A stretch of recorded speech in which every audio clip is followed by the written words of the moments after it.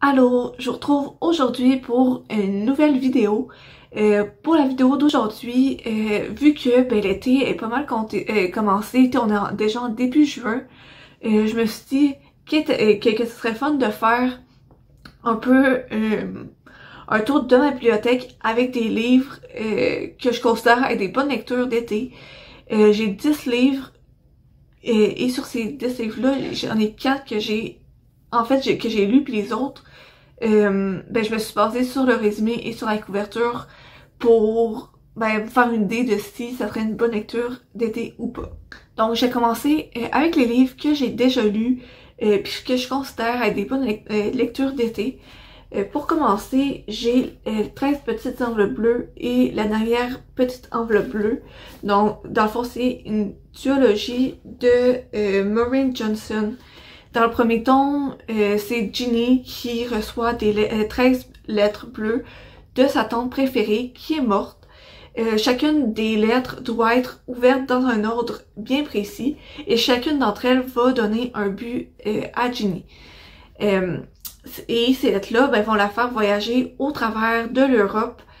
Et c'est ça. Puis dans le deuxième tome, c'est un peu le même principe de dans le deuxième tome, elle ouvre la 13e lettre et elle fait un deuxième voyage au travers de l'Europe. Déjà, de base, je trouve que le voyage, c'est un thème que j'associe immédiatement à l'été. Et en gros, c'est pas mal ça le lien que je fais avec ces deux tomes-là et l'été. Surtout que là, avec la pandémie, on n'a pas vraiment pu voyager. Ces deux livres-là vont vous le permettre. Parce que justement, on suit Ginny dans toutes ses aventures, puis il s'en passe des aventures, elle se retrouve dans plein de péripéties différentes, elle fait de nouvelles rencontres, et tout ça. Donc je trouve que c'est vraiment deux bonnes lectures d'été. C'est vraiment léger, c'est pas long à lire. Je pense que les deux font plus ou moins 300 pages. Mais vous voyez que c'est pas très gros. Puis déjà, le format, ma main, le livre est aussi gros que ma main. Donc la lecture se fait vraiment facilement. Fait que pour une lecture vraiment légère cet été, je vous les conseille. Dans les livres que j'ai lus puis que je trouve que c'est des bonnes lectures d'été, c'est la série À tous les garçons que j'ai aimé de Jenny Han. J'ai pas le premier tome avec moi, il est chez mes parents, mais j'ai le deuxième et le troisième avec moi ici. Mais c'est ça, on suit Lara Jean qui se retrouve après que ses lettres d'amour d'enfance soient envoyées, se retrouve dans une fausse relation avec Peter. Et les trois romans, surtout le premier roman tourne autour de ça, tandis que les deux d'après tournent autour justement, encore une fois, de la relation de Peter et Lara Jean, mais cette fois-là, c'est une vraie relation. Ils sont tombés amoureux l'un de l'autre dans le premier tome. Je trouve que la série, déjà, dès le départ, c'est vraiment léger. On suit une amourette, pas une amourette, un amour d'adolescence, avec des personnages vraiment attachants. Moi, je me suis vraiment beaucoup attachée à Lara Jean. Je trouve que je me voyais en elle avec ses insécurités. Elle doutait beaucoup d'elle.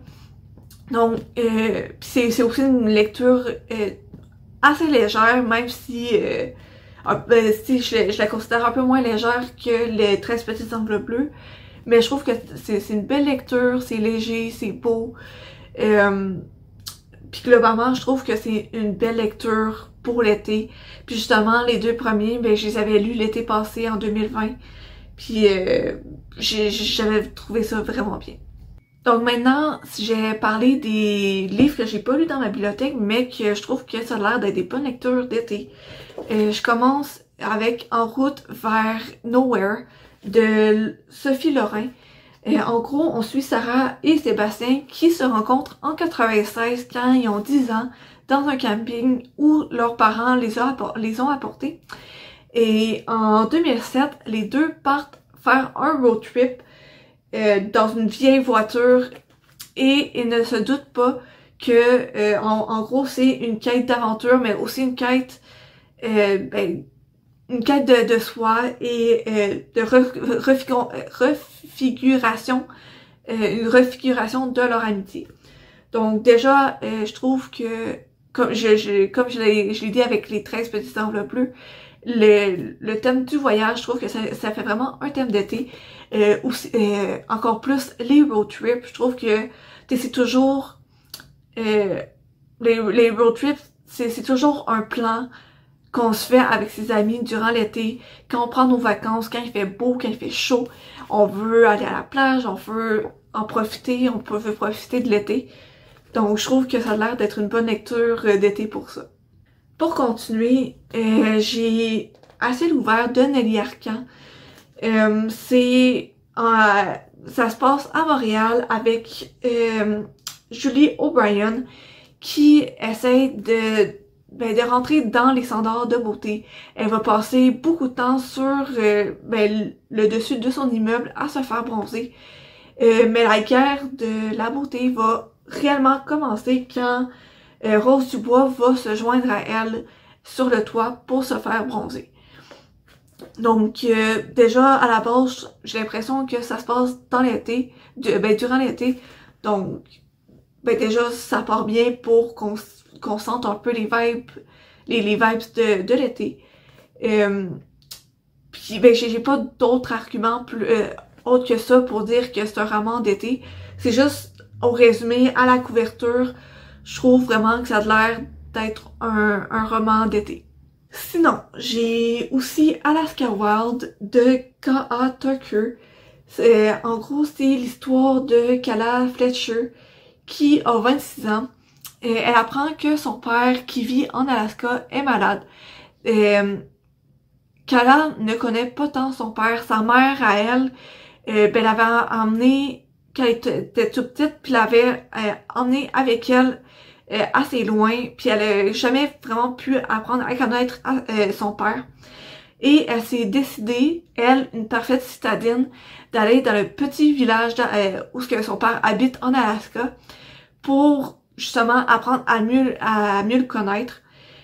Par contre, il y a le pilote, Jonah, qui la porte jusque dans ce village-là. Lui, Jonah, il va essayer de la faire partir le plus rapidement possible parce que il considère pas que qu'elle est vraiment à sa place là-bas. Donc, Kala se retrouve dans un dilemme. Est-ce qu'elle va devenir comme sa mère qui a fui des années plus tôt son père, ou elle va envisager une histoire d'amour avec un pilote? Donc déjà à la base, une romance c'est toujours bien à lire durant l'été. Je trouve que c'est toujours le fun. C'est encore meilleur de lire une romance dans l'été. C'est ça, je trouve que ça rentre dans la vibe. Donc tantôt j'avais parlé de la série À tous les garçons que j'ai aimé. Un autre roman de la même auteure, de Jenny Han, l'été où je suis devenue jolie. Je me suis acheté l'intégrale il y a quelques jours et je trouve que ça a l'air vraiment de roman d'été. Déjà, à cause que ça se passe en été, je pense pas que j'ai besoin de plus m'expliquer. Mais sinon, je vais faire part un peu du résumé. C'est le personnage principal, c'est Belly, qui passe toujours ses vacances d'été à la plage, à la maison de ses parents, sur le bord de la plage. Puis dans le fond, il y a Susanna et ses fils qui sont aussi là, qui vont souvent à la plage aussi. Et Belly, qui vient d'avoir 16 ans, va tomber amoureuse de l'un d'entre eux. Donc, encore une fois, une histoire d'amour. Ça se passe durant l'été. Puis c'est des adolescents. Donc, une romance d'été entre adolescents, je trouve que c'est toujours parfait pour une bonne lecture d'été. Puis c'est quand même une petite brique. Justement, vu que c'est l'intégrale, c'est sûr que c'est un peu gros. Mais j'ai vraiment hâte de le lire. C'est sûr que je me le prévois dans les prochains mois. D'ici la fin de l'été, c'est sûr que je l'ai lu. Et les derniers romans que je viens de vous parler, c'est les 2 tomes de Wish d'Audrey Carlan. Le premier, c'est Souda Kaye et le deuxième, c'est Evie. Dans le fond, vous l'aurez deviné, c'est les deux personnages principaux dans chacun des livres. Dans le fond, les deux, c'est deux sœurs. Leur mère est morte et il leur a remis des enveloppes à offrir à chacune de leurs fêtes. Puis dans ces enveloppes-là, ben, leur mère leur donne quelques consignes, quelques conseils. Pour Souda Kaye, ben, sa mère lui dit « Pars voyager, fais comme moi, profite de ton temps. » Parce que Souda Kaye, elle est comme sa mère. Elle veut visiter le monde, elle veut voyager, elle veut découvrir, elle veut faire des expériences, elle veut s'aventurer. Et c'est ce qu'elle fait pendant 10 ans, jusqu'à temps qu'elle ouvre ben, une nouvelle lettre de sa mère à son anniversaire qui lui dit de retourner chez elle, puis maintenant prendre pied quelque part. Mais pour Souda Kaye, ben c'est plus facile de le dire que de le faire. Et elle se demande si elle va arriver à le faire. Au contraire, Evie, elle, les aventures, c'est non. Elle est plus réservée. Et elle aime ça quand c'est organisé. Et justement, ben sa mère, c'est ça qu'elle lui dit, c'est ça ses conseils dans ses lettres. C'est d'essayer de prendre des risques, de s'ouvrir un peu plus aux autres. Mais Evie, elle a de la difficulté avec ça parce que justement, le dernier vœu qu'elle a fait, c'était quand elle avait 8 ans et il s'est jamais réalisé.